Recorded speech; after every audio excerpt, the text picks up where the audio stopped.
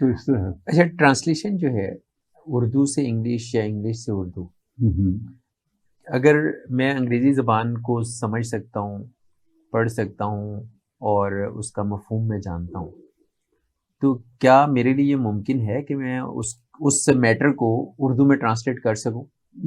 آپ مشق کے لیے تو آپ کر سکتے ہیں، لیکن باقاعدہ ٹرانسلیٹر کی حیثیت سے آپ اس میں کامیاب اس وقت تک نہیں ہوں گے جب تک کہ آپ کو دونوں لینگویجز پر مکمل عبور نہ ہو.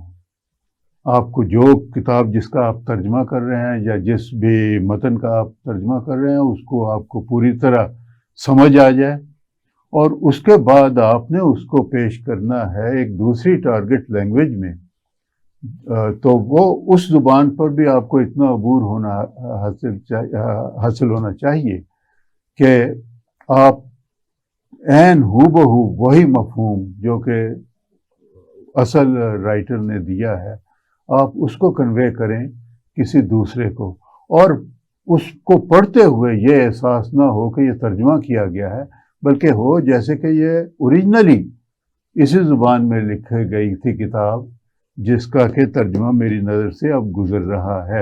اچھا، بعض کتابیں پڑھتے ہوئے میرے جیسے ایک عام قاری کو بھی اندازہ ہو جاتا ہے ہاں کہ یہ کتاب ترجمہ کی گئی ہے. ہاں، یہ ایک میں کہتا ہوں کہ ترجمے میں ایک خامی ہے. اس میں بہت ساری وجوہات یہ ہیں کہ یہ ایک تو ان دونوں لینگویجز، دونوں زبانوں کے درمیان جو ڈفرینسز ہیں اس کا آپ کو آگاہی ہونی چاہیے اس سے. مثلا انگریزی ہے، اس میں ہم دیکھتے ہیں کہ جی سب سے زیادہ جو استعمال ہونے والے ہیں وہ آرٹیکلز کا استعمال ہے، بار بار استعمال ہونے والے. دی کا لفظ سب سے زیادہ فریکوینسی کے ساتھ استعمال ہوتا ہے، دی جو ہے. اب یہ ہماری زبان میں ہے ہی نہیں، یہ ہماری تمام علاقائی زبانوں میں ان کا کوئی وجود نہیں ہے. یورپ کی بعض زبانوں میں ہے لیکن انگریزی میں اردو میں اس کا کوئی ذکر نہیں ہے. تو ہم تعلیم حاصل کرنے کے باوجود بھی چونکہ پریکٹیکل اس کا استعمال ہماری اپنی زبانوں میں نہیں ہو رہا تو اس میں غلطیاں کر جاتی ہیں. اسی طرح نیریشن دوسری چیز ہے جس میں کوئی ڈائریکٹ انڈائریکٹ کہتے ہیں، وہ ہماری زبان میں اس کو کوئی خاص علیحدہ ڈفرینشیٹ نہیں کیا جاتا. ہم کہتے ہیں اس نے مجھے کہا کہ میں جا رہا ہوں، تو وہی ہے کہ اب پتہ نہیں چلتا کہ وہ جا رہا ہے یا میں جا رہا ہوں. اس قسم کی جو چیزیں ہیں، تو یہ میں نے دیکھا ہے کہ عام طور پر بڑے اچھے تعلیم یافتہ لوگ بھی ہو سکتا ہے کہ بڑے محتاط ہوں اپنے لکھتے ہوئے، لیکن زبانی جب وہ بات کر رہے ہوتے ہیں تو وہ پرواہ نہیں کرتے کہ میں ڈائریکٹ استعمال کر رہا ہوں یا انڈائریکٹ استعمال کر رہا ہوں. وہ انڈائریکٹ کے کا استعمال کرنے کے بعد وہ وہی متن جو ہے وہ دہرا دیتے ہیں جو کہ اپنی ان کی زبان میں ہوتا ہے.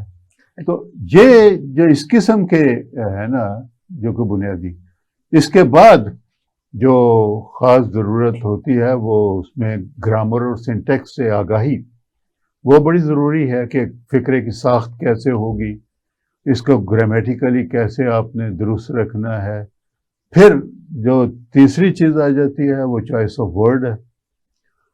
انگریزی میں آپ نے دیکھا ہوگا کہ ایک ہی لفظ جو کہ اس کے میننگ قریب قریب ہوتے ہیں، اس میں بعض اوقات 4 5 بلکہ 8 بھی آپ کو اس کے وہ جو ہیں ہومونیمز ان کو کہتے ہیں کہ وہ الفاظ جن کا معنی ایک ہی ہیں تو وہ ہمیں مل جاتے ہیں. تو ہومونیمز کی تو ہر جو ورڈ ہے اس کی سچویشن ڈفرینٹ ہے. ہاں، وہ اس کا ترجمہ ایک جیسا لگ رہا ہے اردو میں، وہ ہوتا ہے لیکن سچویشن ٹو سچویشن وہ ویری وہ ہے. اب آپ نے اس میں سے یہ چننا ہے کیونکہ انگریزی میں کوئی دو ایسے الفاظ نہیں ہیں جن کا کہ ہو بہو ایک جیسا مطلب ہو. شیڈ آف ڈفرنس جو ہے ان دونوں میں وہ کوئی آ جاتا ہے. ایک لفظ کو استعمال کریں دوسرے میں